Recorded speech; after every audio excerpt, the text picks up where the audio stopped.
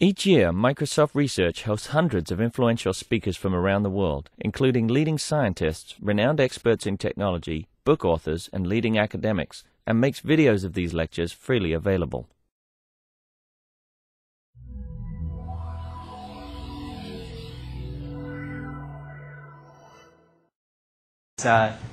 Having many long conversations with Mark Smith. I've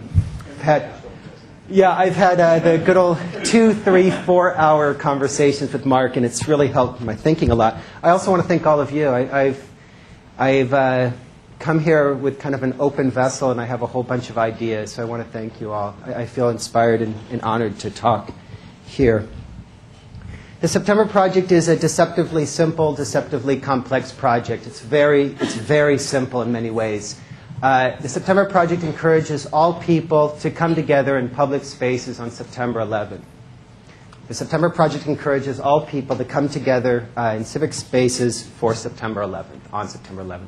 It's important to note that this is not about 9/11. It's not about people coming together to talk about 9/11. It's using September 11th, that day that we all understand or we all know about, to have dialogues civically, to have dialogues locally. And all that we ask is that people share ideas that matter, or Nancy's phrase, share ideas that they care about. I really like that a lot. So we're encouraging people to talk about democracy, citizenship, patriotism, encouraging people to talk about war, about wars, about perpetual war, about war economies, about the Patriot Act. We encourage people to talk about racism, sexism, homophobism. Now, in this talk, what I think that what we're trying to do is what perhaps could be called a seeded emergence. There's something emergent about this project, and there's something seeded about this project, and I kind of want to get to that as a theme. But I want to try to divide, like Dave McDonald, I'm very hyperactive when I talk, so I apologize for moving around and all this stuff, but I will explain this. I am going to describe this project in 3 ways. The first one is the infrastructure, second is implementation, and third is what we call social software. I also want to say, when I say we, this is a schizophrenic project. I'm working on this project with the co-director, Sarah Washburn, the director of technology, John Klockner, and somewhere between 5,000 and 6,000 librarians, activists, artists, and youth. So, how do you get people to come together in public spaces? How do you do that? And how do you get it to happen in 6 months? We had 6 months to do it. Well, you need to either build an infrastructure, and we were flat broke. We can't do that. Or we needed to work with an existing infrastructure. And is Genevieve here? No. She had a wonderful example of the role of the mosque in, I believe, Indonesia. Is that correct? Well, the only public and free institution in the United States are public libraries. The only nonpartisan safe space is public libraries. This is not a project for Move On. This is not a project for the Christian Coalition. It's a project for both and all. So suddenly, we noticed that we have a distributed infrastructure of public hosts, 16,000 public libraries, by the way, in the United States, that were free and public and that were nonpartisan and safe. Moreover, they are civic centers. Public libraries, in the United States, I don't think it gets more civic centers than public libraries. Public libraries are the only people who can bring together collaborations like the ACLU and the American Legion, or the Girl Scouts and the Daughters of the American Revolution. Moreover, with the Gates Foundation, a very inspired project, I think the last 5 years, the Gates Foundation sought to wire and implement all public libraries with digital technology. So now what we're talking about, and this project's over, it's, I believe, the most successful project coming out of the Gates Foundation. And so now what we have is not only a network, not only an infrastructure, but a networked infrastructure that they're all connected. One more thing is that we have perhaps the most engaged, inspired labor force in the United States, public librarians. I used to say a year ago, librarians rock, and people laugh kind of knowingly. No, they fucking rock. Public librarians are incredible. Librarians' job is to give free information to the public. That's what their job is. Librarians, unlike academics, are not trained to hoard information, but rather shared information. It's as if librarians are biologically programmed to share information. Moreover, considering the demographics of librarians, it's a highly female labor force. It's a gendered force here. So what we may be talking about is a women's movement. So we decided that we're going to build it with and on the library system. And this leads to the second part, which is it worked. It actually worked. On September 11th, 2004, 487 communities in all 50 states in 9 countries had events. And the events that I'll get to, I don't know how I'm going to do this in 15 minutes, but the events I'm going to get to included debates, talks, deliberations, youth writing. In Houston, the youth wrote their own Bill of Rights. There was theatrical ceremonies, theatrical reproductions of American patriots like Mother Jones in Colorado Springs. There were events on dance events. There was voter registration, voter information. Tibetan monks in Connecticut made a sand mandala that was taken by the community into the community river. There was all kinds of events, but I want to just stress a couple of things here first. First of all, there's some, I think it was Eric who said that they were focusing on urban spaces. I think that makes a lot of sense. The great thing about public libraries is they're everywhere. We're in Montana, we're in Texas, we're in Virginia, we're in Washington. We're in places like Seattle and Madison, but we're also in Benbrook, Texas. And it's very interesting to work with the rural communities. Second of all, what you'll notice here is that there's multiple events in the cities. So sometimes when you cross over here in Michigan, there are multiple events. Why have one event in the center library? Why not have distributed events all over the community where those events will relate particularly to those local communities? There are events in Salt Lake City and New Mexico. There's also 75 events in Seattle. This keeps going and going and going. My social network friends tell me that this is because, of course, this is where it germinated from Seattle, so it makes sense that it kind of has more things in Seattle. As an interesting side note, 2 of the first libraries or communities to join were Santa Cruz and Minneapolis. Santa Cruz is where my mom lives, and Minneapolis is where my partner and co-director, Sarah Washburn's parents live. So I think that's kind of an interesting element of social network. Third, what's interesting is these weren't just public libraries. Events happened in public libraries, academic libraries like universities and colleges and community colleges. They happened in K through 12 libraries. They happened in School for the Blind libraries. They happened in parks and town squares. They happened in jails. They happened on a military base in Japan, a U.S. military base in Japan. So this is distributed. And when you think about this, I think public libraries are the first place to get a real public sphere going on, especially in the United States. We expect these things to be happening all over the place in subsequent years, maybe partially in the streets. But I think public libraries are the first node to try to get into it. Third, it was international. It started in Spain. Spain jumped it to Portugal. Portugal jumped it to Venezuela. There were events in the Netherlands. There was events in Australia and Singapore. 5 minutes, insane. Okay, and there was a smattering. That's insane. Okay, and there was a smattering of events, and that's what I will show you here. Past events, but timing was never my good thing. So what I would like to kind of, the last third of this talk is to talk about social software. How do we get this idea out? We had really 3 people working on this, all with full-time jobs, and a full budget of $41,000. How do we do this? How do we get the word out?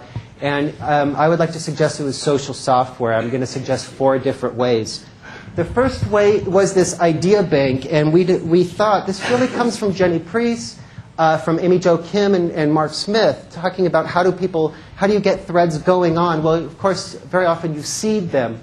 So when we heard the first, I think it was 5 or 6 events that were happening on September 11th, this was months before, we quickly put these up on the database or the idea bank, and we noticed that the day after that, people started signing up immediately. In other words, something that you all know, ideas beget ideas, and good ideas beget good ideas. So we immediately put this up as kind of all these different ideas. And if you do have a chance to look at what people were doing, it's quite a beautiful demonstration of democracy.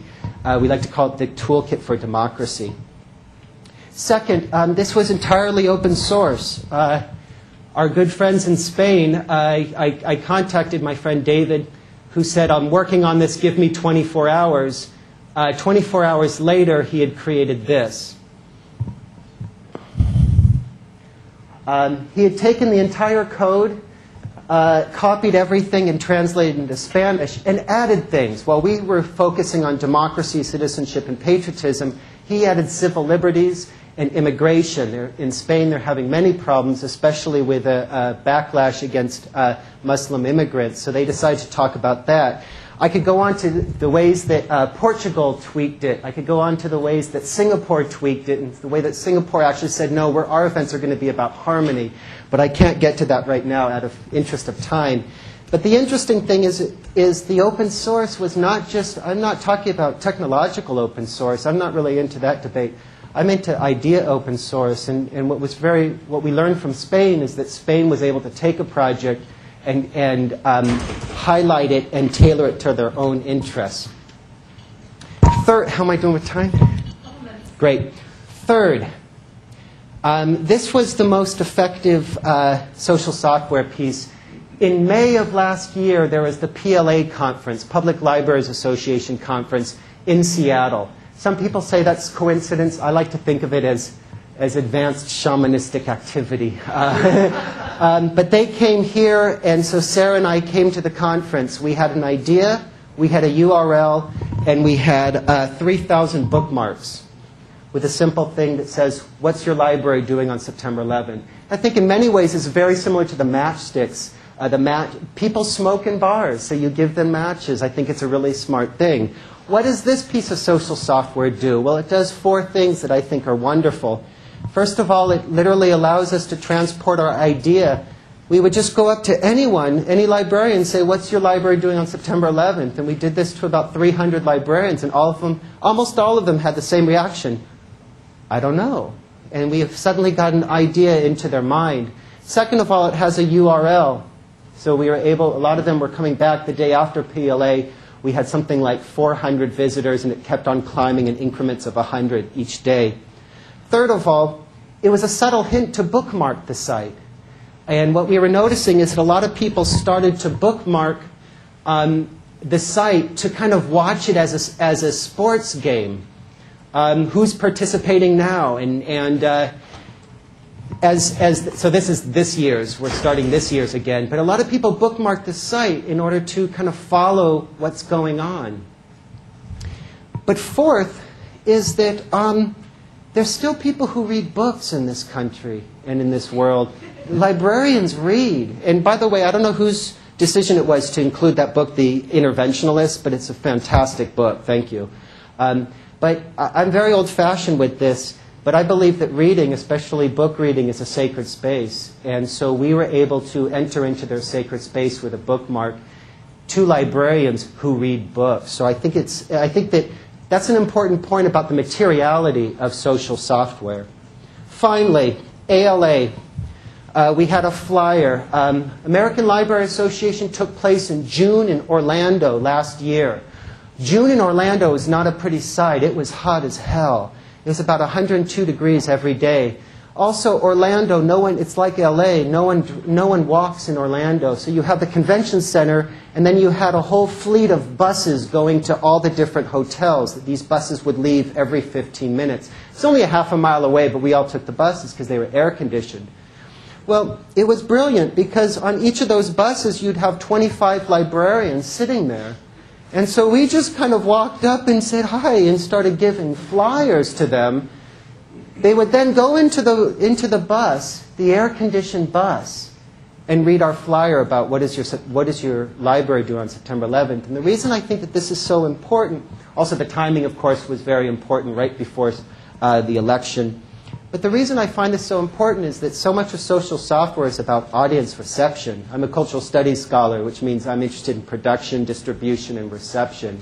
And I don't think that we could have come up with a better reception model of handing someone something that we hope they want to read in an air-conditioned bus in the middle of Florida. And so we were very happy with that.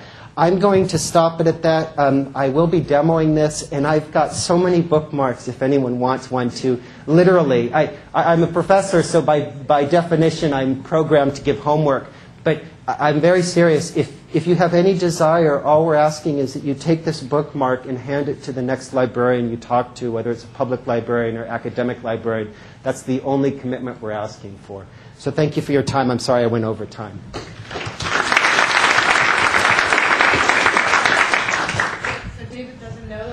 Please save 2 or 3 minutes for questions. Excellent. So I saw some things on the back channel that maybe will come to the front now. Thank you. Yeah. I have a question. One of the things that you talked a lot about was you kind of presented the story of this. I think what's really potent about the September Project is that I think, especially you being a cultural studies person, there are some takeaways you've gotten. And if you had a second to synthesize, maybe 60 seconds, could you maybe give us a couple of those? Yeah, absolutely. That if you want to organize social movements, they don't happen within the academy. And I've talked to Tom about this a little bit too, about other things I'm about to say, is that one of the best things if you want serious collaborative work, collective action, you contact people and you ask them to do something that they already do. Asking a faculty member to speak in normal language in a community sphere, they just don't do that. But librarians do that, and they also organize stuff. So I think that was the key thing, one of the key things. Third is that the language was huge. The moment we got it translated into Spanish, that opened up a lot of opportunities in places like Los Angeles and New Mexico, but more importantly, or equally importantly, Spain, Catalonia, and then it transferred to Portugal and Venezuela. So I'm very interested in the language transfer on that.